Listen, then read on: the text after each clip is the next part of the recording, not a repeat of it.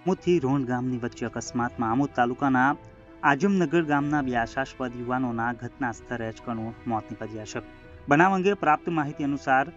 National highway number 8 ઉપર વડોદરા તરફથી દહેજ તરફ જતા ભારે વાહનો કરજણથી આમોદ થઈ દહેજ તરફ જતા હોય છે.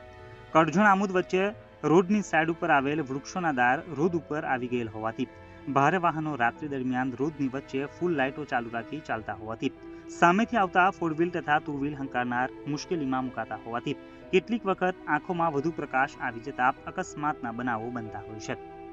ગત રાત્રિના 11 વાગ્યાની આસપાસ આમોદ તાલુકાના આજમનગર ગામના બે યુવાનો પોતાની મોટરસાયકલ નંબર GJ16 BE 8887 લઈને આમોદથી આજમનગર પોતાના ઘરે પરત ફરતા આમોદથી રોહણ ગામ વચ્ચે હનુમાનજીની દેરી નજીક પહોંચતા રોડ ઉપર ટ્રક નંબર RJ27 GC 1515 જે રોડ ઉપરથી આવતા જતા વાહનોને અડચણરૂપ થાય એમ બંધ હાલતમાં કોઈ પણ જાતની લાઇટો ચાલુ રાખ્યા વિના તેમજ રેડિયમ પટ્ટી પણ લગાવેલ નહીં હોવાથી આજમનગર ગામના બે આશાસ્પદ યુવાનો જેમાં નિલેશભાઈ તથા તેમના મિત્ર રાહુલભાઈ વસાવા ટ્રક સાથે પોતાની મોટરસાયકલ અથડાઈ જતા તેઓને ગંભીર ઈજા થતા ઘટના સ્થળે તેઓના કરુણ મોત નીપજ્યા હતા.